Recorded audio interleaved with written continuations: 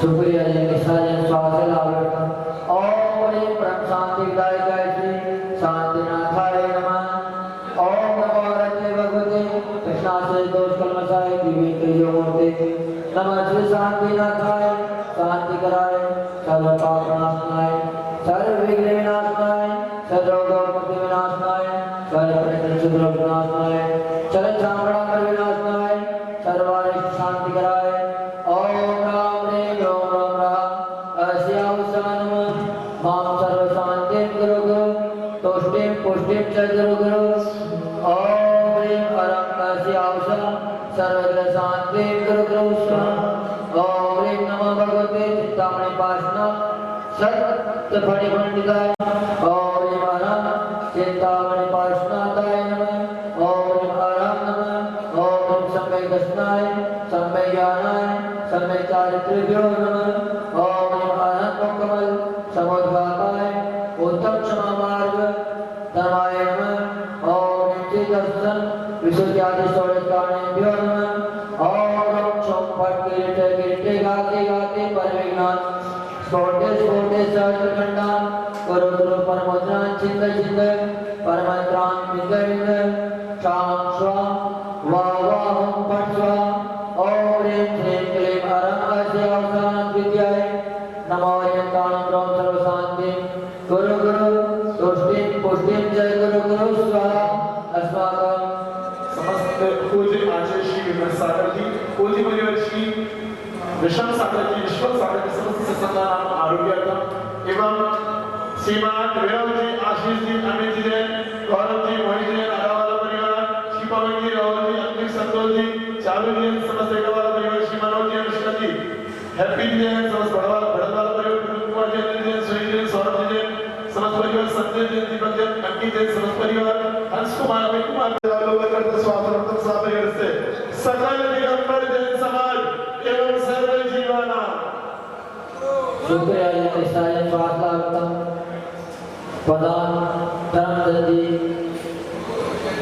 तव प्रसादात लक्ष्मीपुर राज के पद विष्णुद्रव दारिद्रोद्रव स्वचक्र परचक्रोद्रव प्रचंड पवनानल जलोद्भवोद्रव सागिन डागिनी भूत विषाद्रोद्रव दुर्भिक्ष व्यापार नदीद्रोद्रवाणां विशालं विनाशनं भवतु संपूर्ण कल्याण मंगल रूप मोक्ष पुरुषार्थ भवतु लोक कल्याणं भवतु स्वाहा। संपूर्ण कामनां प्रतिपालकानां यतेन्द्र सामान्य तपोधनानां देशस्य राष्ट्रस्य पुरस्य राज्ञा करोतु शान्तिं भगवान् जिनेन्द्र करोतु शान्तिं भगवान् जिनेन्द्र करोतु शान्तिं भगवान् जिनेन्द्र। बोलो शांतिनाथ भगवान की जय हो।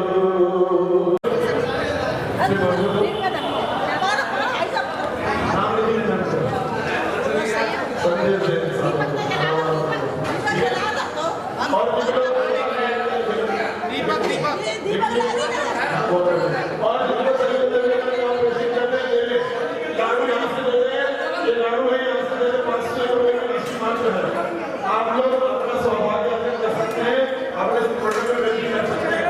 चलिए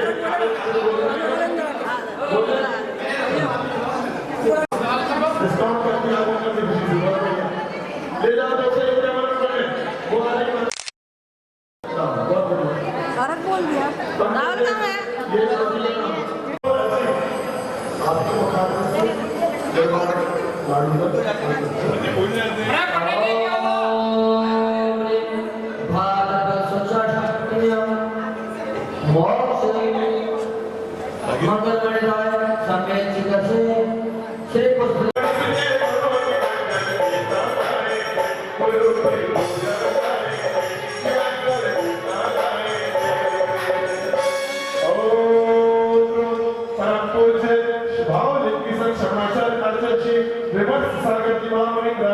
साक्षात सहारनपुर में संघ से विराजमान जिनके पावन पवित्र चरण कमलों में जलदान अर्घ्य पानी की स्वाहा।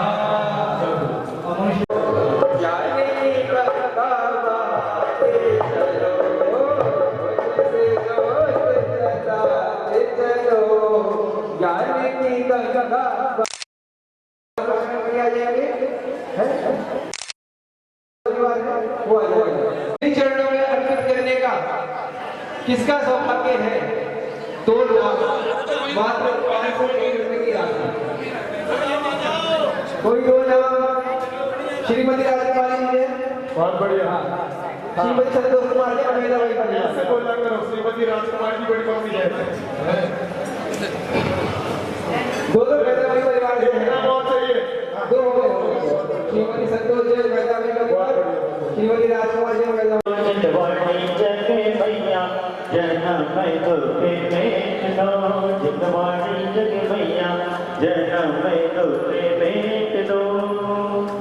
बोलो कौन सामने माता की जय हो। हाँ भाई, चलिए सभी लोग अपने स्थान पर बैठ जाएं और सभी शावर जब भी दोनों हाथ जोड़ लेंगे और सिद्ध परमात्मा को नमस्कार करेंगे।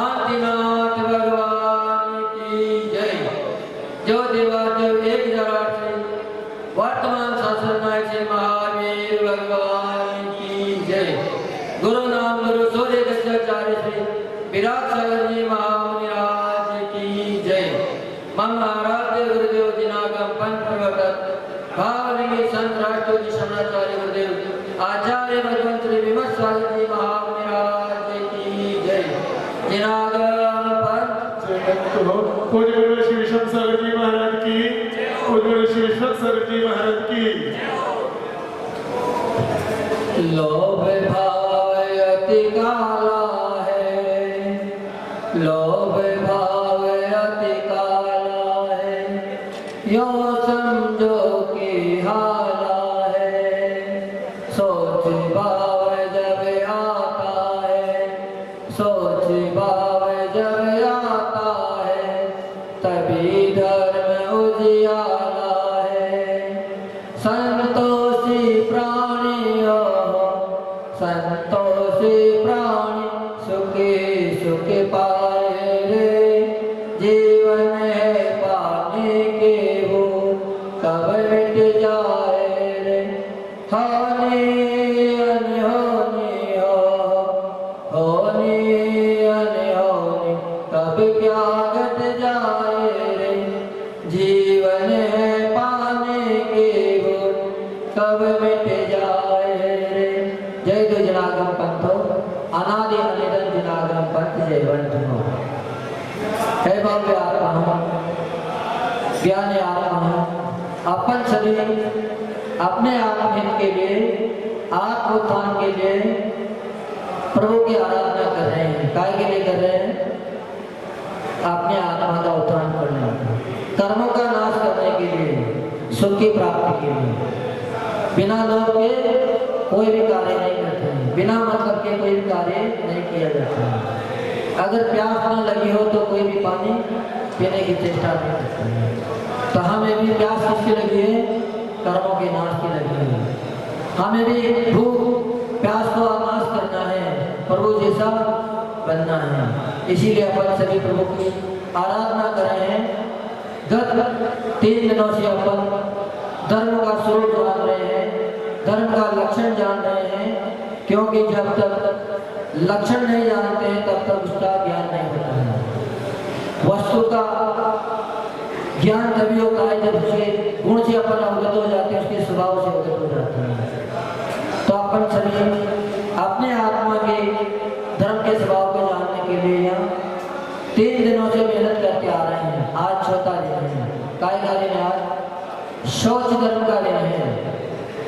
भगवान अपने को बता रहे हैं कि जब तक शुचिता मन में नहीं आ जाएगी, हृदय में शुचिता नहीं आ जाएगी, तब तक अपन स्वभाव की प्राप्ति नहीं कर सकते। अगर कोई पात्र गंदा है और उस पात्र में अगर कोई आपके पास भिक्षा लेने भी आ जाए और आपने बनाई है बढ़िया मेवा मिष्ठान डाल के खीर, तो क्या आप गंदे पात्र में उसको खीर परोस दोगे? नहीं परोस, क्योंकि आपको पता है कि हमारे स्वादिष्ट खीर भी इस पात्र में जाते हैं, खराब हो जाएगी। दूध कभी भी मेले पात्र में नहीं डालते हैं, क्योंकि मेले पात्र में जाते हैं दूध फट जाएगा। तो जब अपन सभी इस संसार की तुच्छ वस्तु का भी इतना ध्यान रखते हैं, तो फिर भगवान अपन से कह रहे हैं कि भैया तुम्हारा मल मेला है, कुचेला है, राग द्वेष से भरा है, लोभ क्रोध मान माया लोभ की गंदगी से भरा है। हम तुम्हारे पात्र में सोच धर्म कैसे डालते हैं? सोच तभी अपनी आत्मा में आ सकता है जब अपना हृदय बिल्कुल स्वच्छ हो, क्योंकि स्वच्छ आप सोचो कि मात्र पानी के स्थान से स्वच्छ हो जाए तो हो नहीं सकता। पानी से मात्र अपन देव को शुद्धि कर सकते हैं, देह को शुद्ध कर सकते हैं, लेकिन आत्मा को शुद्ध करने के लिए अपने को प्रभु के गुणों का आश्रय लेना पड़ेगा। अपने आत्मा को पवित्र करना पड़ेगा, मन को पवित्र करना पड़ेगा, क्योंकि जब तक मन मेला रहेगा तब कोई भी वस्तु अपने पात्र में आएगी नहीं। क्योंकि आचार्य वगैरह ने 3 दिन से पहले मेहनत कर रहे हैं। सर्वप्रथम अपने को बताया क्षमा का स्वरूप, कि जब तक तुम्हारे अंदर क्षमा नहीं आ जाएगी तब तक तुम क्रोध को नहीं जीत पाओगे। दूसरे दिन बताया आचार्य वगैरह ने क्रोध का स्वरूप।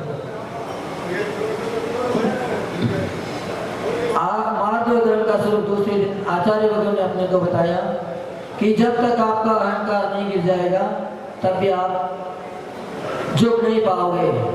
तीसरे दिन कल आचार्य वगैरह ने अपने को बताया था आर्य धर्म का स्वरूप, क्योंकि आज सरलता जब आ जाती है तभी मन सोच हो पाता है। जब तक सरलता नहीं आता है तब तक मन सोच नहीं है।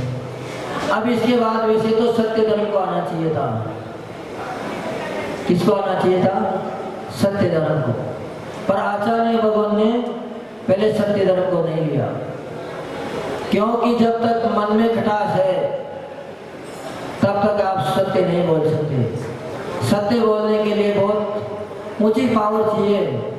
इसलिए आचार्य भगवान ने यही सोचा कि पहले इनका हृदय साफ कर दिया जाए, मन की मलिनता मेट दी जाए, ताकि इनके पात्र में फिर सत्य जाने के बाद विकृति को प्राप्त न हो। तो आचार्य भगवान बड़ी कृपालु है, अपने ऊपर सतत प्रतिदिन कोई न कोई दृष्टांत देके अपने को समझाने की कोशिश कर रहे हैं कि ऐसे नहीं, ऐसे इनका उद्धार हो जाए, क्योंकि उद्धार होना बड़ा कठिन काम है। परिवार को चलाना कोई ज्यादा कठिन काम नहीं है। अगर कोई पागल व्यक्ति है, वो कोई काम धंधा भी नहीं कर जानता है, उसकी बोली भी सही नहीं है, फिर भी अगर आपने उसकी शादी कर दी तो परिवार उसका भी चल जाता है। ऐसा नहीं कि पागल व्यक्ति का परिवार नहीं चलता, उसका भी परिवार चल जाता है, उसके यहाँ भी संतान की उत्पत्ति हो जाती है। तो संसारी कार्य करने में कोई ज़्यादा मेहनत की बात नहीं है, तो अनादि के संस्कार हैं, और जैसे संस्कार होते हैं वैसी क्रिया स्वतः ही चली जाती है। जैनियों को बच्चों को कोई भी व्यापार करना नहीं सिखाता है, किसान के बेटे को कोई भी हल चलाना सिखाता नहीं है। मात्र वो देखते ही सीख जाता है, उसको उसका ज्ञान स्वतः ही हो जाता है। तो आचार्य भगवान भी कह रहे हैं, सोच रहे हैं, कह रहे हैं अपन से कभी या अपने मन को स्वच्छ करो। जिस दिन आपका मन स्वच्छ हो जाएगा उसी दिन निश्चित ही आप भगवान के लक्षणों को प्राप्त हो जाओगे, उस आत्म स्वभाव को प्राप्त हो जाओगे। तो एक सूत्र आता है, सुचिर भावन सोचम, पवित्रता के परिणाम होना और निर्मल मन का होना, चेतना में निर्मलता का आना, एक बहुत बड़ा सहज काम है, आसक्ति, पर उसको सोच बनाना बहुत कठिन काम है। मन में परिणाम आ सकते हैं लेकिन उसको रोक पाना बड़ा कठिन काम है। मन में विचार आने के बाद भी विकृत भाव हो सकते हैं। कब तक? जब तक अपने अंदर शुचिता का भाव नहीं है। पर लोग सोचते हैं संसार में कितने ही धर्म हैं। कई लोग तो यहाँ तक मानते हैं कि मात्र गंगा में स्नान करते ही पाप धुल जाते हैं। एक दृष्टांत अपने को मिलता है महाभारत का। जब कौरव पांडवों का युद्ध हो गया, युद्ध होकर जब समाप्ति हो गई तो युधिष्ठिर था, उसने बड़ा चिंतन किया, क्योंकि बुद्धिमान जो भी होते हैं, श्रेष्ठ व्यापारी जो भी होता है, वो पूरे दिन व्यापार करने के बाद जब घर आता है तो अपने पूरे व्यापार का लेखा जोखा लेता है कि कितना नुकसान हुआ, कितना नफा हुआ, कौन सी वस्तु में विशेष अपने को मुनाफा मिला, ताकि कल उसी वस्तु को विशेष लाएं। क्योंकि जिस वस्तु से अगर नुकसान हो जाता है तो उस वस्तु को दोबारा खरीदने की कोई भी कोशिश नहीं करता। ऐसे ही युधिष्ठिर बड़ा विद्वान था, तत्वों का जानकार था, सम्यक दृष्टि जीव था, तद्भव मोक्षगामी था। पर जब तक व्यक्ति संसार में रहते हैं तो उसके जीवन में लोभ की तृष्णा रहती है। लोभ विशेष तौर से रहता है, खुद ना करना चाहे लेकिन परिवारी जनों के बीच में रहते हैं। जैसी संगति करते हैं वैसा ही असर धीरे धीरे आ जाता है। तो राज्य की प्राप्ति के लिए न चाहते हुए भी उन्हें युद्ध करना पड़ा और युद्ध में अपने ही परिजनों का, अपने ही कुटुंबियों का उन्होंने घात किया। जब युद्ध समाप्त होगा तो उनको भी विचार आया कि हमने तो बहुत बड़ा अनर्थ कर दिया। कहाँ तो धर्म को पालने वाले थे, कहाँ सम्यक दर्शन बड़ी मुश्किल से प्राप्त किया, प्रभु की आराधना में मन लगाते, और कहाँ एक तुच्छ थोड़े से राज्य के लिए अपने ही कुटुंबियों का घात कर दिया। जिसका कोई स्वार्थ नहीं था उस सेना का भी नरसंहार कर दिया। बड़ा चिंतित हो रहा था, दुखी हो रहा था, सोचा इसका पाप कैसे धुल जाए। पर जब तक संगति सही नहीं मिलती है तब तक यहाँ वहाँ के विचार आने लग जाते हैं। किसी व्यक्ति ने कहा कि भैया अगर आप गंगा में स्नान कराओगे तो आपके सारे पाप धुल जाएंगे, क्योंकि गंगा बहुत पवित्र है। गंगा पवित्र माने जाते हैं, हिमालय से निकलती है, कहीं भी उसमें अपवित्रता का कोई नाम निशान नहीं है। और सभी गंगा को जाते हैं, आज भी जाते हैं लोग, सोचते हैं सबका गंगा स्नान को हो जाए। तो जब ये बात उन्होंने सुनी तो सबने सोचा, पांचों भाइयों ने मंत्रणा करी कि ये काम जल्दी से जल्दी कर लिया जाए। सभी लोग जिससे जाने की तैयारी हुई तो अर्जुन बोला कि अपन ने जितना भी ये ऐश्वर्य प्राप्त किया है, ये युद्ध अपन ने जीता है तो मात्र केशव के मात्र प्रति जीता है। श्री कृष्ण अगर हमारे साथ ना होते तो हम कभी भी विजय को प्राप्त नहीं हो पाते। तो क्यों न उनको भी साथ ले चलें, क्योंकि अपने इष्ट मित्र होते हैं, विशेष परिजन होते हैं, अपने सहायक होते हैं, तो उसको भी अपन तीर्थ यात्रा को ले जाने की कोशिश करते हैं। पांचों भाई श्री कृष्ण के पास पहुंच गए कि भैया हमारे द्वारा बहुत पाप हो गया है, बहुत नरसंहार हुआ है, पशुओं का हमने बलिदान कर दिया है, अपने ही कुटुंबियों का नाश कर दिया है। तो हमारा मन बड़ा व्यतीत है, बहुत आकुल व्याकुल हो रहा है मन, हम चाहते हैं कि इन पापों को धो लें। तो विद्वान बताते हैं कि गंगा में स्नान करते ही हमारे पाप धुल जाते हैं। पर कृष्ण बड़े चतुर थे, ऐसा नहीं थे कि वह सभी लोग सोचते हैं कि वो तो मात्र छल कपट में रास लीला में लगे रहे, पर ऐसा नहीं था। वो भी सम्यक दृष्टि जीव थे। कैसे थे? सम्यक दृष्टि जीव थे। जिनेंद्र भगवान के परम भक्त थे, क्योंकि उनके कुल में तो शिव तीर्थंकर का ही जन्म हुआ था। नेमिनाथ भगवान तो उन्हीं के ही चचेरे भाई थे, तो हर बात को जानते थे। उन्होंने कहा कि भैया विचार आया मन में कि ये कहाँ जा रहे हैं, कैसे मोड़ है, कहीं गंगा में स्नान करने से भी कोई पवित्र हो जाते हैं। पर अगर अपन को इनको अभी समझाएंगे तो इनको कोई बात समझ में नहीं बैठेगी, क्योंकि हर व्यक्ति चोट खाने की सुधरता है। जब तक चोट नहीं लगती है तो कोई भी मानने को तैयार नहीं होता है। तो श्री कृष्ण ने भी उनसे कहा कि भैया हमारा तो अभी बहुत काम है, राजकार्य संभालना है, बहुत दिन से हम राजकार्य नहीं संभाल पाए, पर तुम आए हो तो तुम्हारा भी मान सम्मान रखना हमारा काम है। तो तुम ऐसा करो, हमारे प्रतिनिधि के रूप में एक ये हमारे पास तुम भी रखी है, इसको हाँ हम अपने साथ रखते हैं।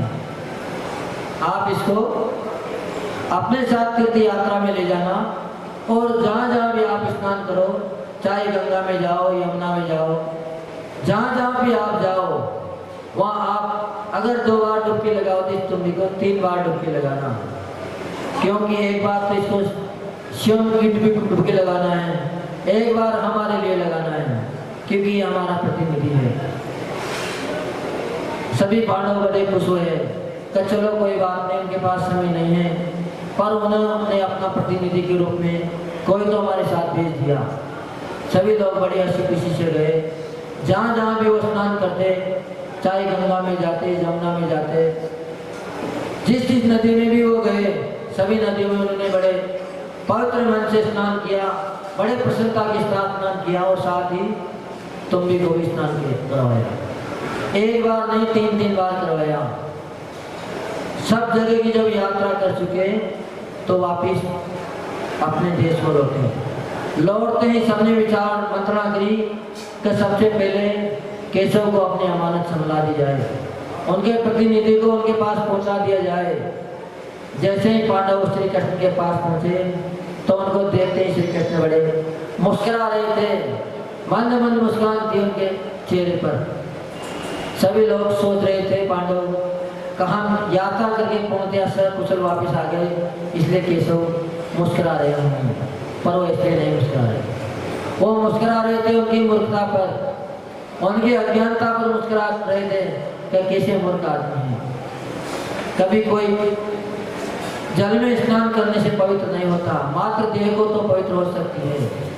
आत्मा को पवित्र करने के लिए तो प्रभु की आराधना करनी पड़ेगी, आत्मा की स्वयं आराधना करनी पड़ेगी, जब तक करना पड़ेगा, ध्यान लगाना पड़ेगा, व्रत नियम संयम लेना पड़ेगा, तब आत्मा पवित्र होगी। ऐसे आत्मा पवित्र होने वाले नहीं हैं। जब उनके पास आ गए तो उन्होंने अपनी तुमड़ी वापस ली और कहा कि तुमने हमारा बहुत बड़ा कार्य किया है, तो हमारी इच्छा है कि आप हमारे ही महल में आज भोजन करके नाश्ता करके यहाँ से जाएं, ऐसे ना जाएं। तो सबने उनका आतिथ्य स्वीकार कर लिया। जब भोजन करने बैठे तो सबसे पहले श्री कृष्ण ने वो जो तुमड़ी थी वो कड़वी थी, वो क्योंकि कड़वी तुमड़ी ही उनको देके भेजी थी। तो जैसे ही सबको एक एक टुकड़ा काट के एक एक पीस करके उनको दिया, सबसे कहा कि ये तुमड़ी बड़ी पवित्र हो गई है, तीर्थों का स्नान करके आई है, आपने 2 बार किया, इन्होंने तो 3 बार करवाया है आप लोगों ने।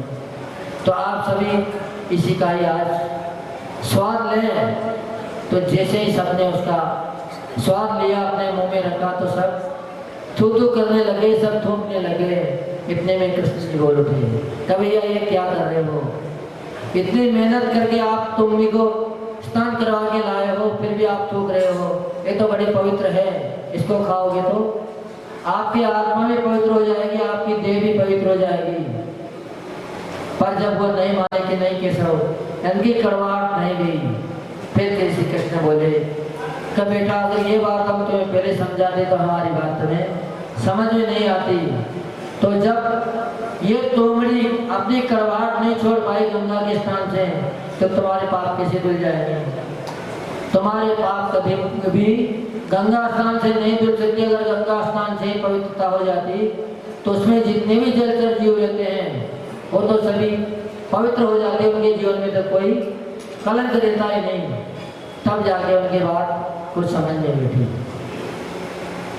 तो अपन को भी आज आचार्य भगवान कह रहे हैं कि आपको सभी को आज लोभ का दिन है। सोच धर्म किसको दर्शा रहा है? लोभ को दर्शा रहा है कि अपना लोभ कैसे न कैसे पूरा हो।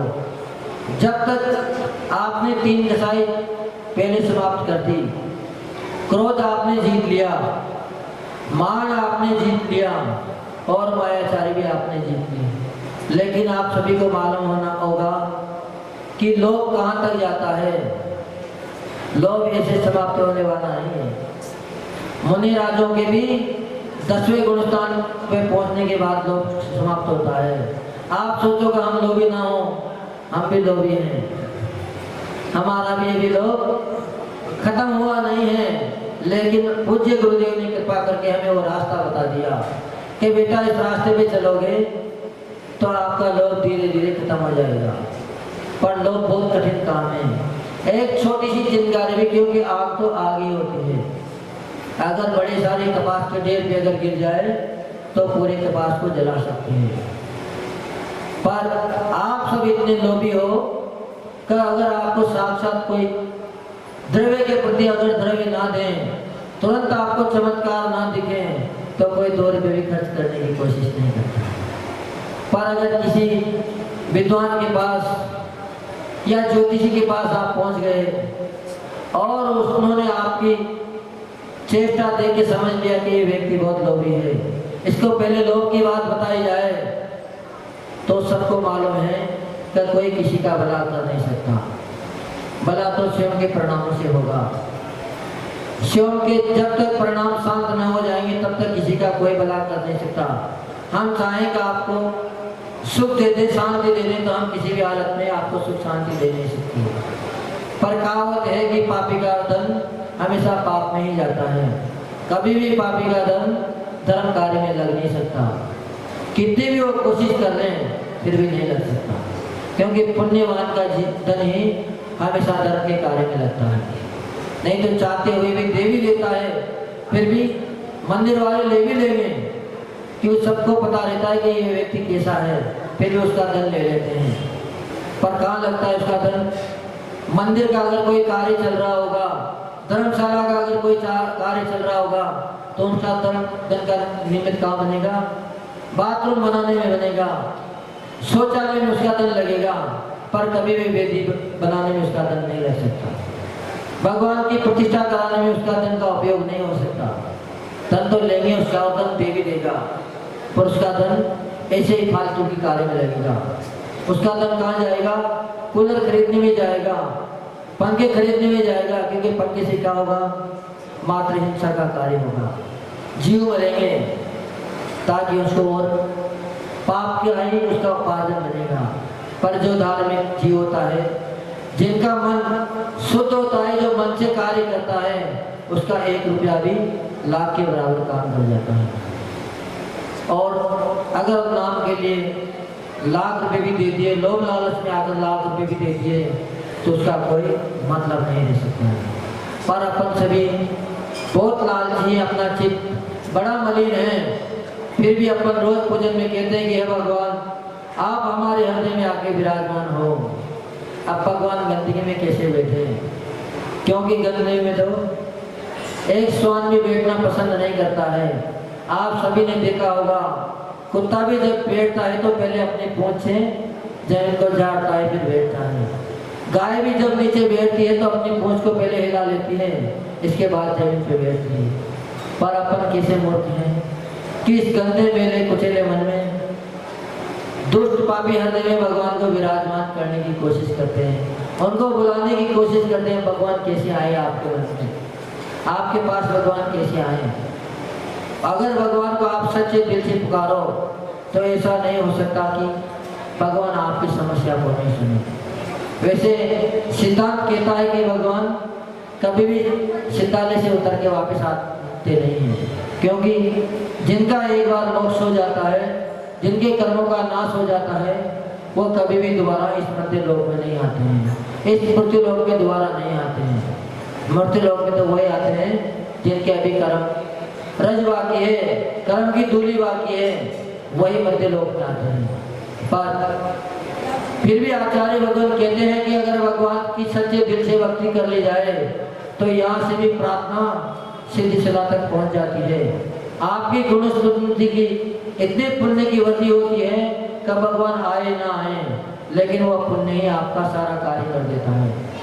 पर अपन सब लोग पुण्य कार्य करने के लिए नहीं दौड़ रहे हैं, अपन माया के पीछे दौड़ रहे हैं। इसके पीछे दौड़ रहे हैं, माया के पीछे दौड़ रहे हैं अपन सब लोग। पर जब तक माया के पीछे दौड़ते रहेंगे, छाया माया एक सी बिरला जाने कोई, छाया और माया दोनों एक सी है। आप अगर अपने परछाई को पकड़ना चाहें तो आप कितने भी दौड़ लगा लेना, आप अपने परछाई को नहीं पकड़ पाओगे। कितने भी दौड़ लगाते जाओ और परछाई आपके हाथ में नहीं आएगी। पर अगर आप किसी स्थान पर रुककर अगर आपने पीठ फेर दी तो निश्चित ही परछाई उल्टी हो जाएगी। परछाई स्वतः ही आपके ऊपर ही गिरने लग जाएगी, आपके पीछे हो जाएगी परछाई, फिर आपके आगे परछाई नहीं रहेगी। लेकिन अपन परछाई को पकड़ने की कोशिश करते हैं। आप सभी माया को पकड़ने की कोशिश करते हो, माया के पीछे दौड़ लगा रहे हो कि हमें माया मिल जाए, हमें माया मिल जाए। पर मात्र दौड़ लगाने से, सोच विचार करने से आपको माया नहीं मिलेगी। जब भी माया मिलेगी आपको दान से मिलेगी। जितना जितना आप दान करते जाओगे उतनी ही माया आपको मिलती जाएगी। जितना जितना उसको छोड़ते जाओगे उतनी ही मिलती जाएगी। भगवान तीर्थंकर का जब जन्म हुआ तो उनके पास किसी बात की कमी थी नहीं थी, फिर भी उन्होंने सारी माया छोड़ दी। स्वर्गों से देवों ने रत्न बरसाए थे, उनके ही घर में नहीं, पूरी जनता अमीर बन गई थी, कोई भी गरीब उनके आसपास उनके नगर में नहीं था। पर उनको मालूम था कि अगर हम इनको बटोरेंगे तो कभी भी अपने पास ले नहीं सकती। धन दौलत लक्ष्मी कभी भी तिजोरी में बंद करने से रुकती नहीं है। लक्ष्मी जब भी रुकती है पुण्य से रुकती है, क्योंकि लक्ष्मी हमेशा पुण्य की दासी है। जहाँ पुण्य होता है, जिस परिवार में वात्सल्य होता है, लड़ाई झगड़ा बंद हो जाता है, उसी घर में संपन्नता देखी जाती है। जिस घर में कलह मच जाती है उस घर से लक्ष्मी रूठ के चली जाती है। एक सेठ जी थे, उनके स्वप्न में एक दिन लक्ष्मी आई कि हम आपको छोड़कर जाना चाह रहे हैं। तो उन्होंने कहा क्यों जाना चाह रही है? कि आपके घर में अब हमारे रहने लायक जगह नहीं है, इसलिए हमें जाना है। तो जाने वाले को कोई रोक भी नहीं सकता, जाने वाले को कोई रोक नहीं सकता। शेर जी ने कह दिया कि जा रही है तो जा, हम क्या करें। तो जैसे ही लक्ष्मी तो वहां से जाने को तैयार हो गई, वहां से चली गई। दूसरे दिन क्या आया उनके पास? दूसरी बार में कौन ने जाने की तैयारी करी नहीं है पता। पर धीरे धीरे नंबर सभी का आता गया, सब आते गए और जाते गए, पर अंत में कौन आया? सत्य आया। सत्य भी जब जाने लगा तो शेर जी ने कहा कि भैया तुम कहाँ जा रहे हो? लक्ष्मी चली गई, हमें कोई परवाह नहीं थी, क्योंकि लक्ष्मी की हमें कोई जरूरत नहीं थी। और आज चली गई, कल और वापस आ जाएगी, क्योंकि लक्ष्मी तो चंचल है। आज हमारे यहाँ आए तो कल दूसरे के यहाँ जाएगी। लेकिन अगर तुम ही चले जाओगे तो फिर हमारा तो अस्तित्व ही खत्म हो जाएगा, क्योंकि जहाँ सत्य होता है वहीं लक्ष्मी आती है। तो उसने उसको रोक लिया। जब सत्य को उसने रोक लिया तो सब एक एक करके उनके पास वापस आ गए। लक्ष्मी भी वापस आ गई।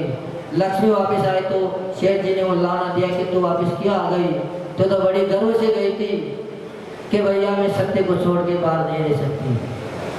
तो भगवान तीर्थंकर देव ने भी अपनी सारी माया छोड़ दी, छोड़ के जंगल में चले गए, पर फिर भी माया ने उनका पीछा नहीं छोड़ा, क्योंकि उसका पुण्य ही इतना प्रबल था। वहां जाने के बाद भी भगवान ने ऐसा समोसरण लगा दिया कि इस 3 काल में ऐसा समोसरण और किसी का लगता नहीं है। तीनों लोगों में मात्र एक समोसरण लगता है तो भगवान का ही लगता है। वहाँ अपने जैसे पत्थर नहीं लगते, वहाँ तो मणियाँ लगती है, हीरे मोती लगते हैं। तो अपन भी धीरे धीरे, आज सोच धर्म का दिन है, वैसे आज आपका समय बहुत ज़्यादा और आए, आज विधान भी बड़ा है, तो हम भी ये सोच रहे हैं कि आपका ज़्यादा समय न लें, लेकिन अपने धीरे धीरे आज का दिन अपने को लोभ करने के लिए मना कर रहे हैं कि अपना लोभ धीरे धीरे अपने घटाते जाएं। अपने को अगर माया को पाना है, धनवान बनना है, तो मात्र एक कार्य करते जाओ, दान देते जाओ। पर दान के लिए कहते हैं कभी दूसरे से उदार, जिसके नाम से आप दान दे रहे, दूसरी योनि में चला गया, उसने तो दूसरा जन्म दूसरों के लिए करते हैं। अभी 10 दिन बाद श्राद्ध चालू हो जाएंगे। क्या हो जाएंगे? श्राद्ध। वैदिक परंपरा में बड़े उत्साह से मनाए जाते हैं। क्या सोचते हैं कि अपने पितरों का तर्पण करना है, पितरों की शांति के लिए हमें सब कुछ करना है। जीते जीतों को एक गिलास पानी नहीं पिलाया।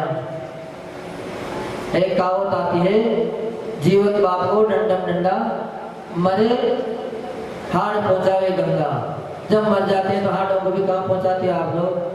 गंगा में ले जाते हो, बड़े सम्मान से ले जाते हो, और वहाँ पंडा पुजारी कहते हैं कि इतना इतना दान करो, तो आप सब दान करने के लिए तैयार हो जाते हैं। और जब जीते जी माँ बाप घर में थे तो 4 गाली सुनाते थे। कई लोग तो ऐसे हैं कि डंडे भी मार देते हैं। क्या करें, सहन करना पड़ेगा, उनकी स्थिति नहीं है। क्यों करना पड़ा है सहन? ये सारी गलती उन्हीं की थी, क्योंकि जो गलती करता है उसी को ही सजा भोगनी पड़ती है। कर्मों का न्याय ऐसा है कि कभी भी कर्म अन्याय अगर इसने नहीं किया तो उसको कभी कर्म सता नहीं सकते, उसको दंड दे नहीं सकते, क्योंकि उन माँ बाप ने कभी उनको संस्कार ही नहीं दिए। तो संस्कार नहीं दिए तो फिर क्या करेंगे वो तो फिर यही करेंगे, या तो डंडा डंडा करेंगे या फिर लात गुस्सा बजाएंगे, क्योंकि तुमने संस्कार नहीं दिए। अगर संस्कार मिल जाते तो निश्चित ही आपको सेवा मिलती। आप अगर बचपन से ही उनको दान करना सिखा देते, मंदिर लाना सिखा देते, तो निश्चित ही वो बच्चा भी आपको निश्चित ही मंदिर लाता बुढ़ापे में, आपके नाम से दान करता, आपको आगे रखता, अपना नाम पीछे बोलता, पहले आपका नाम बुलवाता। पर आजकल सब भूल जाते हैं, क्योंकि उनको पता है कि माँ बाप ने हमें कुछ संस्कार ही नहीं दिए, तो हम भी क्यों करें। तो आज का दिन अपने को एक ही शिक्षा दे रहा है कि अपने को मात्र अपने लोभ को कम करना है, अपने धन का सदुपयोग करना है, भगवान की पूजा आराधना में अपने को धन को लगाना है, साधर्मियों के लिए अपना धन खर्च करना है। जो जितना धन सत् कार्य में खर्च करता है उनका धन कभी भी घटता नहीं है। जितना जितना खर्च करते जाते हैं उतना ही धन हमेशा बढ़ता जाता है। पर अगर अपन धन को सही जगह पे ना लगाएं और यहाँ वहाँ बांट दें तो वेश्या के धन की जैसी प्राप्ति होती है। वेश्या का धन, वेश्या ने भी धन कमाया, आपसे ज़्यादा कमा लिया, बिना मेहनत के कमा लिया, पर जब अंत समय आया तो उसने भी सोचा कि अब तो हम भी अपना उद्धार कर लें। पूरे जीवन हमने पाप कमाया है, अपने शरीर को मात्र बेचा है और बेच बेच के देह को बेच के हमने धन इकट्ठा किया है, पर यह धन अब किस काम को आएगा? 4 दिन बाद हमारी मृत्यु हो जाएगी, तो क्यों ना हम भी इस धन को अच्छे कार्य में लगा लें। तो वो भी साधु महात्माओं की खोज करने पहुंच गई कि अगर साधु सन्यासियों को लिए अपना धन दे देंगे, किसी सन्यासी के कार्य में अपना धन लगा देंगे, उसकी सेवा में अपना धन लगा देंगे, तो अपना भी कल्याण हो जाएगा। तो वह एक नदी किनारे पहुंच गई। वहां जाते सभी साधु महात्माओं को डोक दे रही है, नमस्ते करिए, कह रही है कि भैया हमारे पास इतना इतना धन है और ये धन सारा धन हम आपको देना चाहते हैं। पर कोई भी उसकी बात का जवाब नहीं दे रहा है, मात्र सुनते जा रहे हैं। किसी ने भी उसकी तरफ आंख उठाकर भी नहीं देखा। उसी बात को एक पास में खड़ा हुआ एक बांट सुन रहा था, जो बेल पिए का काम करता था। एक जगह सुना, 2 जगह सुना, तीसरी जगह सुना कि कोई भी इसके धन को लेने को तैयार नहीं है, पर यार किसी को देगी नहीं। इसकी इच्छा किसको देने की है? साधु को देने की है। थोड़ी दूर जाकर वो भी साधु वेश धारण करके बैठ गया कि चलती चलती आगे तो आएगी। सबने मना करते गए, कोई भी नहीं किया, क्योंकि सच्चे साधु के लिए धन से कोई मतलब नहीं है। ऐसे अगर धन से मतलब होता तो घर परिवार का धन क्यों छोड़ते? तो धन से कोई मतलब नहीं, धन तो उसके पीछे पड़ा है। हम अगर किसी से कह दें कभी हमें ये जरूरत है, तो हम एक से कहेंगे, अगर वहाँ 4 लोग खड़े हैं तो चारों ही लाने की कोशिश करेंगे। ये अभी देखा भी हमने, कहीं भी नहीं, मात्र चर्चा ही हो रही है, उसमें दूसरे दिन लाके टेबल पे रख देते हैं। पर अगर आप किसी से कहो, अपने बेटे से भी कहो, तभी टालता जाएगा। एक दिन टाल देगा, 2 दिन टाल देगा, अति आ जाएगी तब भी बड़ा दुखी होकर लाएगा, जब तो लाना ही पड़ेगा। पर हमारे पास बिना मांगे ही लाते हैं लोग, क्योंकि हमने उसका लोभ छोड़ दिया। तो किसी भी साधु ने उसके धन के ऊपर नहीं देखा, सब मौन रहे। पर अंत में जब वो उसके पास पहुंची तो वो तो बनाई साधु इसीलिए था, क्योंकि वो साधु नहीं था, वो तो बाण था। वहां जाके उसने बहुत वेश्या को आशीर्वाद दिया कि बहुत अच्छा, आपने बड़ी अच्छी बात सोची है, आपका धन साधु महात्माओं की सेवा में लगना चाहिए। सारा धन बाण ने उसका ले लिया, बड़ी मेहनत से कमाया था, पूरे कर्म का उपार्जन करके उसने धन कमाया था, जिंदगी भर धन के पीछे लगी रही।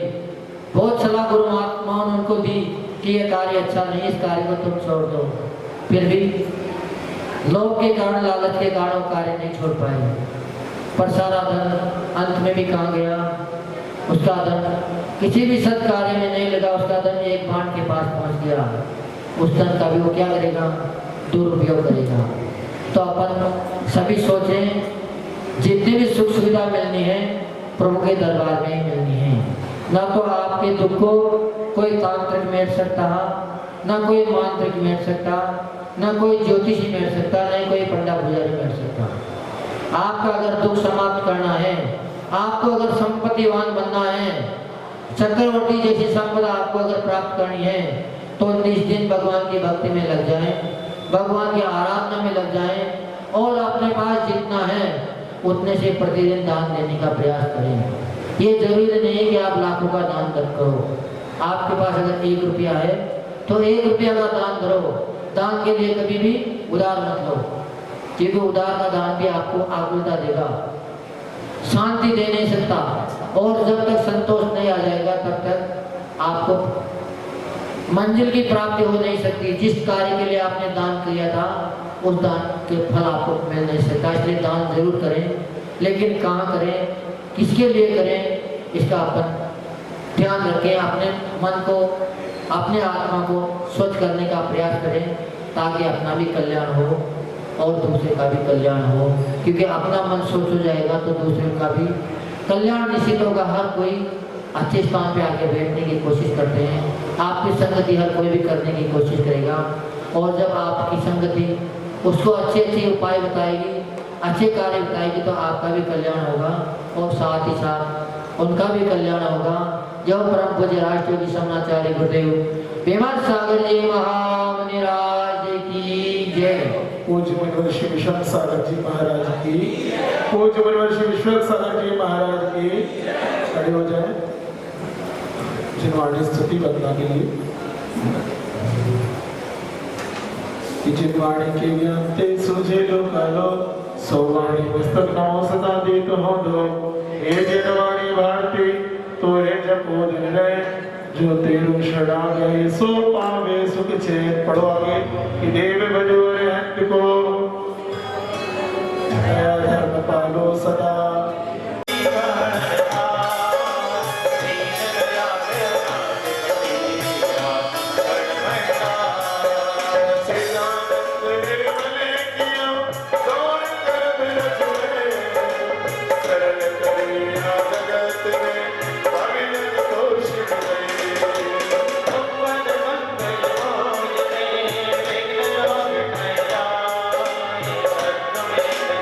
Oh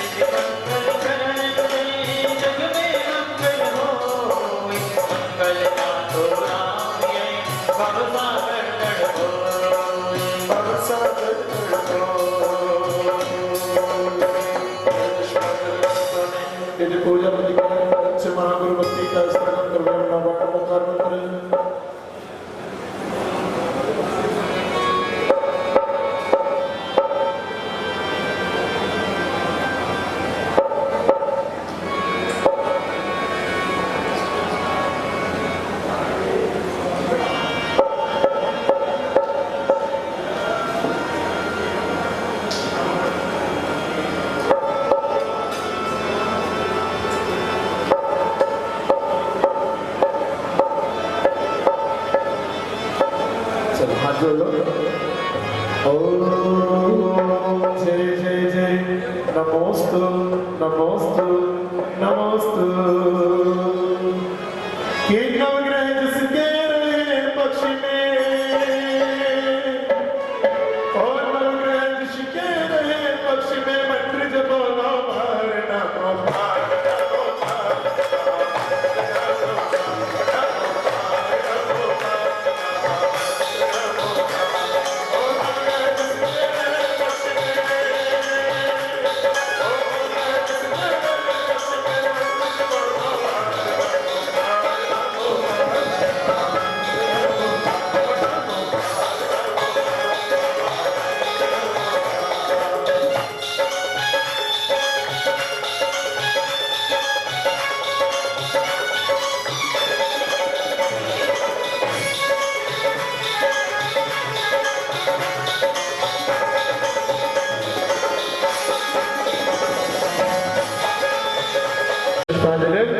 छिपा में वर 24 तीर्थंकर भगवान की जय हो।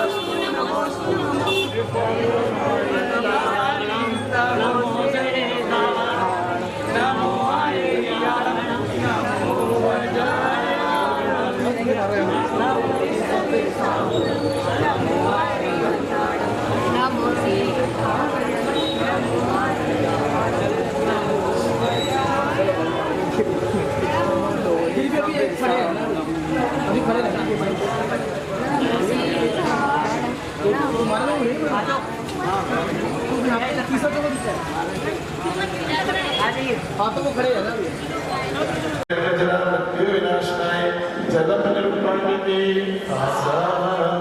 जड़ चेतन की सर्व प्रगति तब अपने अपने होती है। अनुकूल कहे प्रतिकूल कहे ये होती प्रगति है। प्रतिकूल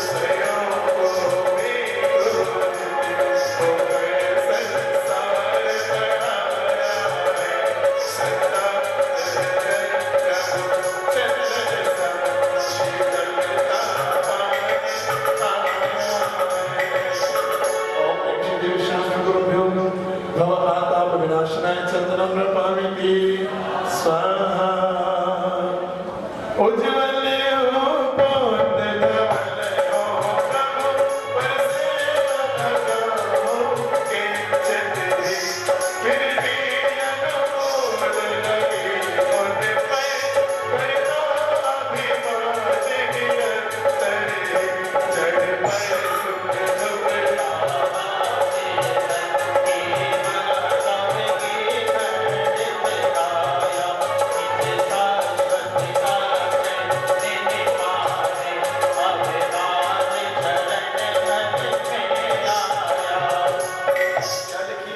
तीसरी लाइन में जड़ पर झुक झुक जाता चेतन। क्या है जड़? जिस वैभव धन के पीछे भागते हो ना, वो धन कभी आपके हाथ में आने वाला नहीं, आप कितना ही भागना। और जिस दिन आप धन से दूर भागने लगोगे तो धन आपके पास पीछे पीछे आएगा। कहते हैं ना, अभी महाराज जी ने कहा था ना, कितना वैभव कितना पैसा कमा लो। और क्या कहा है अपने शास्त्रों में कि वैश्या सब लक्ष्मी अति चंचल। या का कौन? प्रत्यार। मतलब किसके समान बताया? लक्ष्मी को, मतलब धन को। किसके समान? आज इधर कल उधर कल उधर। बताया गया, एक उदाहरण भी आया कि एक 500 का नोट कितने हाथों से होके आता है? कसाई के पास भी जाता है, मस्जिद में भी जाता है, मंदिर में भी जाता है, चर्च में भी जाता है, फिर हमारे हाथ में आता है ना। एक दंपत्ति पूज्य आचार्य श्री विद्यासागर जी के दर्शन करने के लिए कुंडलपुर सिद्ध क्षेत्र गए और वहां जाकर के जैसे ही उन्होंने नमोस्तु किया, एक समय पे भीड़ नहीं हुआ करती थी, जब नॉर्मल आराम से दर्शन मिल जाया करते थे। जैसे ही नमोस्तु किया तो ऊपर की जेब से कुछ सिक्के गिरे और आचार्य श्री ने आशीर्वाद दिया और बोला कि जड़ पर झुक झुक जाता चेतन। बस पता नहीं क्या हुआ, तो उन्होंने सोचा कि बस कुछ दिन अब शादी करिए तो व्यवस्थित कर दें। डॉक्टर थे पेशी से और अपना मार्ग प्रशस्त करेंगे। आगे चल करके प्रतिमाएं ले ली और प्रतिमा लेने के बाद कुछ ही समय में मुनि दीक्षा भी ले ली। ये होता है पूजन का भाव, अंदर समाहित करने वाला। ठीक है। ओम ह्रीं श्री देवशान गुरुभ्यो अखंड अक्षय पद प्राप्ताय अक्षतान रूपामिति। ये बोझ बस कोमल कितना है, तन में माया कुछ शेष नहीं। निरंतर प्रभु मेरे नाम, उसमें दुर्लभ का शेष नहीं।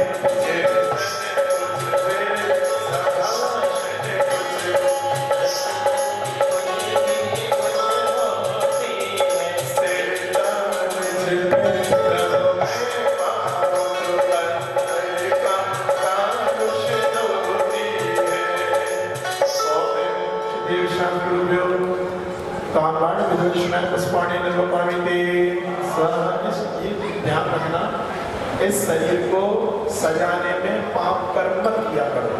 कोई काम का नहीं है शरीर। आज यहाँ बैठे हो और शमशान में जाकर के मिल जाओगे मिट्टी में, है ना। इसलिए महाराज जी कह रहे थे ना कि जब तक हमारे संग हमारा व्यवहारी माता हो, पिता हो, पुत्र हो, कोई हम पानी को नहीं पूछते और मरने के बाद शांति विधान कराते हैं। क्या मतलब? लड़ लो घर में चलेगा, खूब लड़ लो माताओं से पिताओं से, खूब लड़ लो, पर उनके ऊपर अपना ऐसा रखो आपको उनकी चिंता हो और उनको तुम्हारी चिंता हो, क्योंकि लड़ने के बाद वात्सल्य प्रेम और बढ़ जाता है। ये मैं अनुभव करता हूँ, क्योंकि जब तक मैं घर में रहता था, हाँ अब देखो माँ हंस रही है पीछे, जब तक मैं घर में रहता तो मम्मी मुझे करता नहीं, कुछ नहीं, बैठा ही रहता क्योंकि मैं घर में देखो मेरे से काम नहीं होता था, काम नहीं होता था घर के काम में। बाकी एक सब मैं तो बाकी मेहनत जब करता हूँ तो मैं दिन भर निकल जाऊँ तो मैं फिर घर में नहीं घुसता। पर अब जब घर से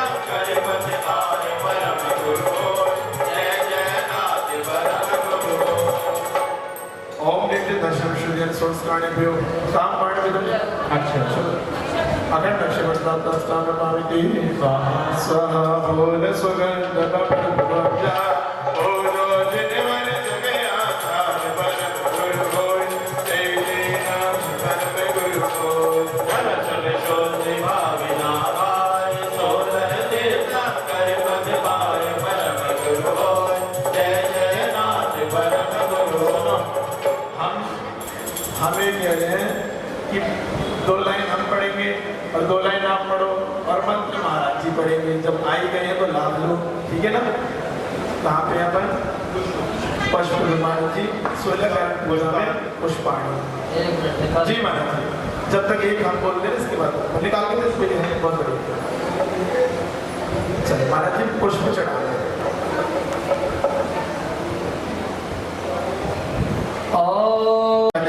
बिल्कुल सत्य बात है। ओम ह्रीं दर्शन विशुद्ध्यादि षोडश कारणेभ्यो क्षुधारोगनाशनाय निवेदं निर्पामिते। दीपक ज्योति में छेदा ओजो शीतल केवल धार परम गुरु होय जय जय नाथ परम गुरु होय।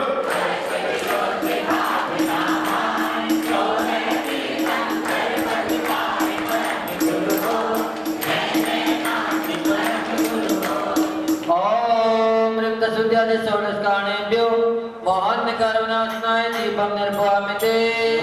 हमने अभी पीछे पूजा करी ना पार्श्वनाथ भगवान की, उसमें एक लाइन आई जो मन से पूजा करता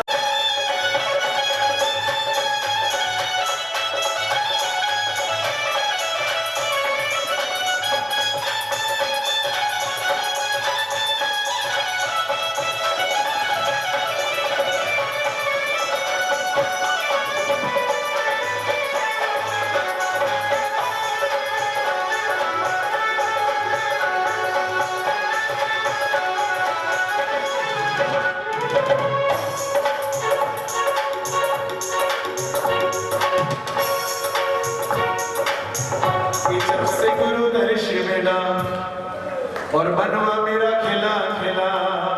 अब देखो वो क्या कह रहे हैं कि जब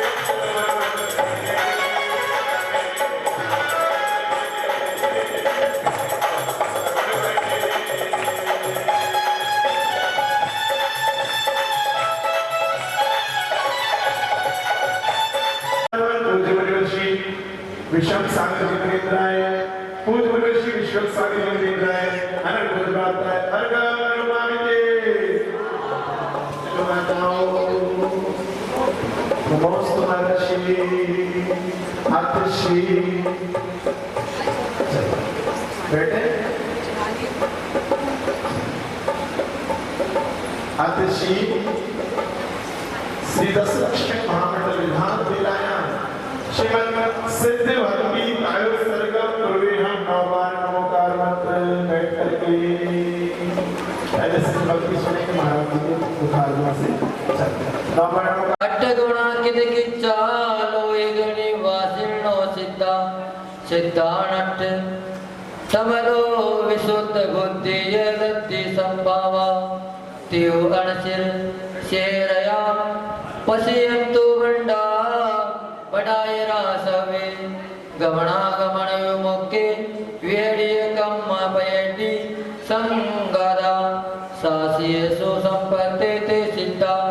वन्दे मो नित्यं जय मङ्गलबोधानं विमलानं प्राणदंशनमयानं तैलोयसेराणं नमो सयासवसेदानं सम्मतनानदंशन् वीर्यसोयं तयोगाहानं अग्रलघुवाहानं अट्ठगुणवन्तिसेदानं तव सिद्धेन सिद्धे संयम सिद्धे चरित सिद्धेय नाणम्य दर्शनम्य सिद्धे शिरसा नमस्यामि इच्छामन्ते चिद्भक्ति कौसुगोतसालोचयं शमणानं सम्मदन्तं सम्मतचित्तानं अट्ठवीयकम्मविपमुक्काणं अट्ठगुणसम्पन्नानं उण्डलोयमतियमि पैटियानं तव सिद्धाणं नैसिद्धाणं संयम सिद्धाणं चरिसिद्धाणं अतीताणं गतवर्तमान कालते सिद्धाणं ससिद्धाणं नित्यकालम् अजय मे पूजे मे वंदामि नमस्यामि दुःखको कमको मोहिलाओ सुगई गमनम समाय मरणम जड़ गुण संपत्ति हो भगवान सत्य परमेश्वरी भगवान की 24 तीर्थंकर भगवान की लक्षण महाधर्म की समुच्चय पूजन निकालो विधान की पुस्तक में प्रश्न संख्या 20 आज उत्तम क्षमा दे चंद्र मंगाए होता विनाश चंद्र पापते अविनाशी में चेतन नाम आओ शाश्वत अक्षय राम धर्म गुण का ओजन से बनते भगवान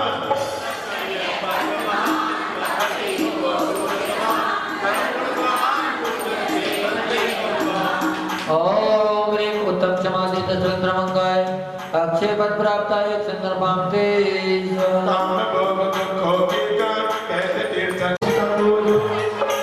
आत्मसुखा को जो पावे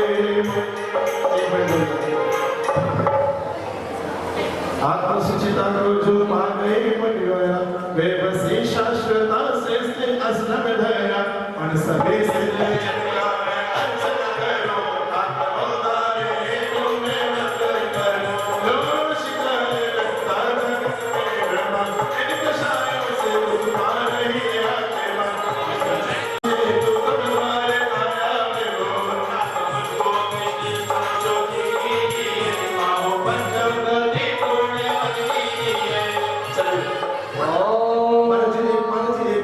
चलो आज आप पुण्यार्जक पारिवारिक श्रीफल ले लो सामूहिक रूप से सभी लोग श्रीफल के साथ महाजयमाला पढ़ और जो जो अपने घर से आए हैं वे सभी कलश से अच्छे से मंडल में कोई क्षति ना हो कलश ना करे कोई भी आराम से चढ़ाना और जो पुराने मिले हैं उन पे भी चढ़ा सकते हो कोई दिक्कत नहीं पर समझदारी से विवेक का परिचय देती होगी ओम ह्रीं उत्तम सूत्र मंगाए जय माला पुनार्घ अर्घम निर्वामिते